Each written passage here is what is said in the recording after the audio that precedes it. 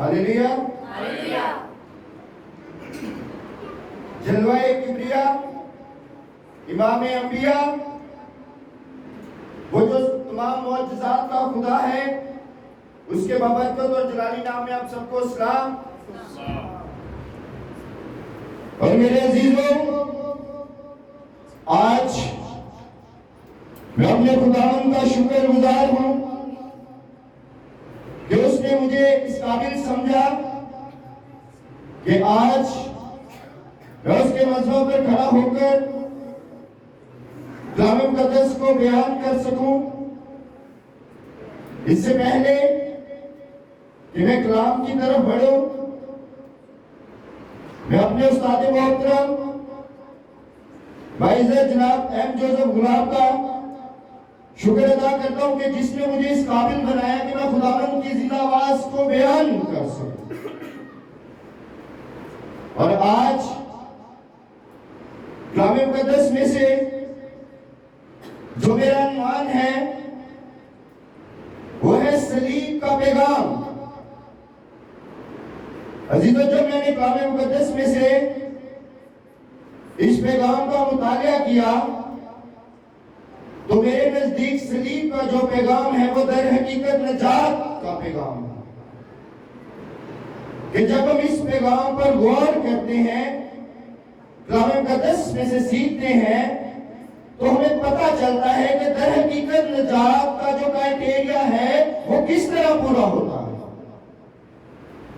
और जब हम कलाम मुक़द्दस में से सीखते हैं तो हमें पता चलता है कि हमारा जिंदगी में जो खुदावंद यीशु मसीह ने हमें अता की है उसका मकसद क्या है, हम क्यों बुलाए गए हैं।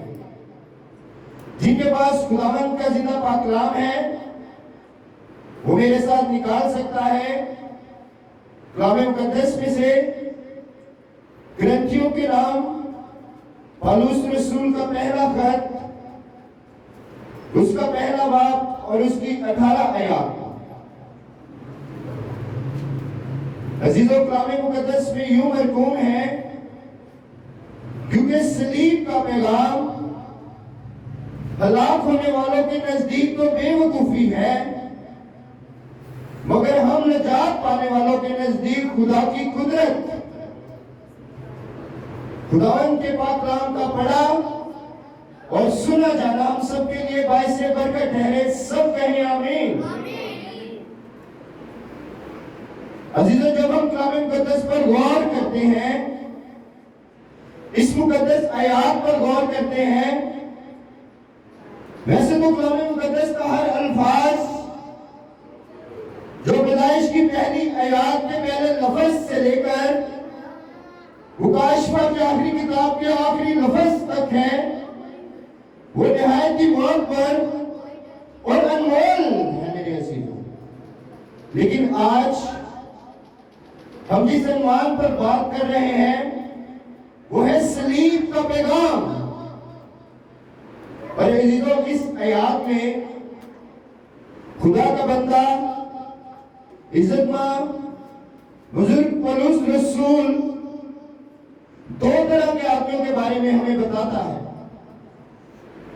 एक तरह के वो हैं कि जिनके नजदीक सलीब का पैगाम महज एक बेवकूफी है।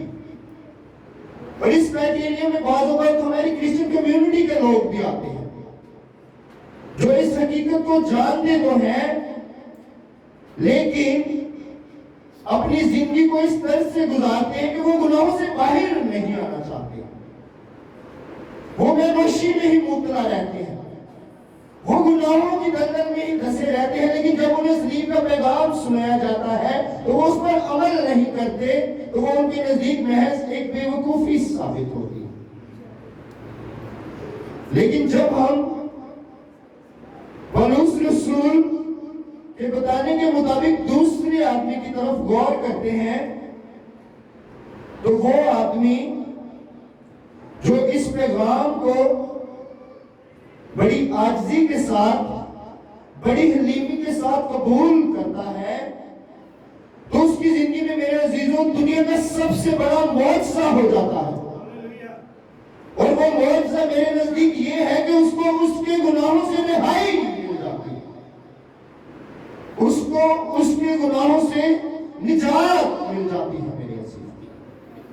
اور جب کسی انسان کو نجات مل جاتی ہے تو وہ اپنی زندگی کا وارث بن جاتا ہے۔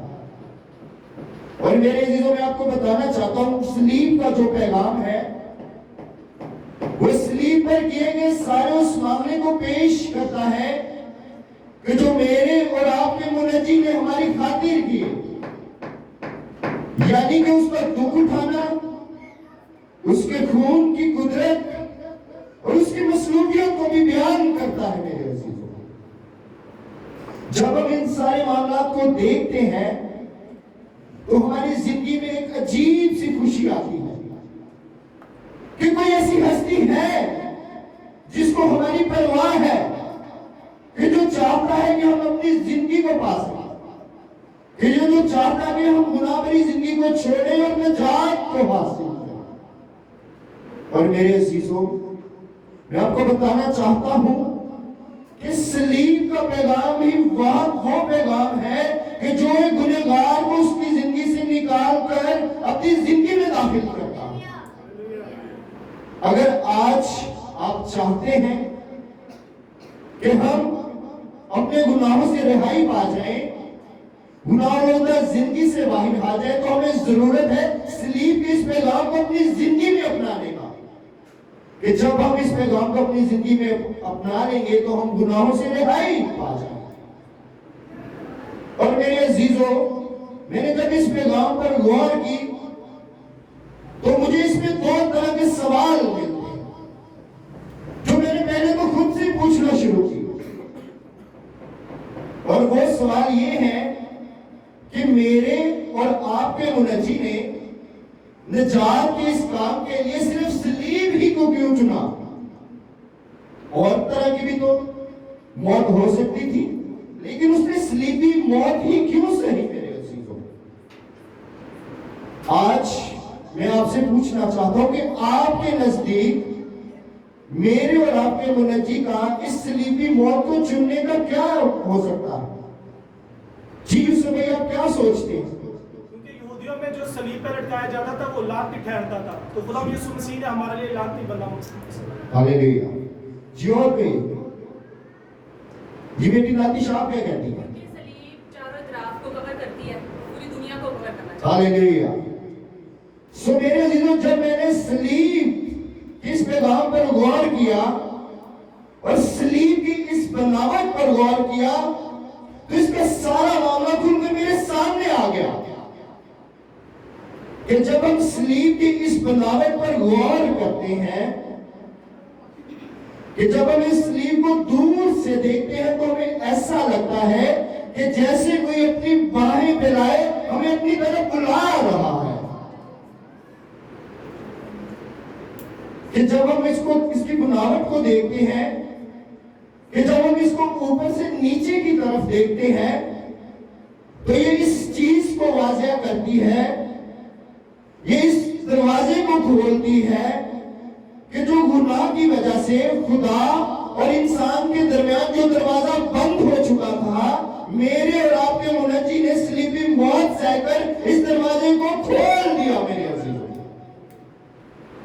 اور جب ہم اس بناوٹ کو دائیں سے بائیں کی طرف دیکھتے ہیں تو یہ اس چیز کو ظاہر کرتی ہے کہ اس نے اس فضل کے دروازہ کو، اس رحم کے دروازہ کو، اس محبت کے دروازہ کو جو گناہ کے زمرے میں انسان نے آ کر انسان اور انسان کے درمیان بند کر لیا تھا، میرے اور آپ کے منجی نے اس صلیبی موت کو سہ کر اس دروازہ کو بھی کھول دیا، اور آج اس صلیبی موت کے وسیلہ سے ہم اپنی زندگی کے وارث ہیں میرے عزیزوں، کیونکہ میرے اور آپ کے منجی نے اس صلیبی موت کو سہ کر، کہ جس میں اس کو مار کھانی پڑی، کوڑے کھانے پڑے، اس کے مقدس منہ پر تھونکا گیا، اس کو مارا گیا، اس کے جسم پر جب چمڑے کا کوڑا لگتا تھا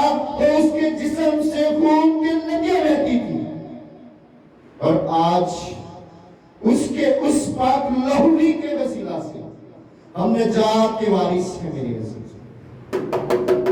اور آج میں آپ کو بتانا چاہتا ہوں کہ اکثر چرچز میں نے دیکھا ہے کہ جو کراس لگی ہوتی ہے اس پر مسیح آج بھی لٹکا ہوا ہوتا ہے. اور اکثر لوگوں نے بھی ایسی کراس پہنی ہوتی ہے جس کراس کے اوپر یسوع مسیح لٹکا ہوا ہوتا ہے. آج میں ان چرچز کو، ان لوگوں کو بتا دینا چاہتا ہوں کہ میرا اور آپ کا منجی اس کراس پر نہیں ہے، بلکہ وہ نجات کے اس کام کو پورا کر کے آسمان پر جا چکا ہے میرے عزیزو، اور وہ میرے اور آپ کے لیے اپنی زندگی کا ہم کو وارث ٹھہرا چکا ہے میرے عزیز. اور آج ہمارے نزدیک صلیب کا جو یہ پیغام ہے وہ در حقیقت نجات کا پیغام ہے. آج میں آپ کو بتانا چاہتا ہوں کہ اگر آپ نجات پانا چاہتے ہیں تو اس صلیب کے نیچے آ جائیں اور اپنی زندگی خداوند یسوع المسیح کے نام کر دیے. خداوند آج کے کلام کے وسیلہ سے آپ کو برکت دے.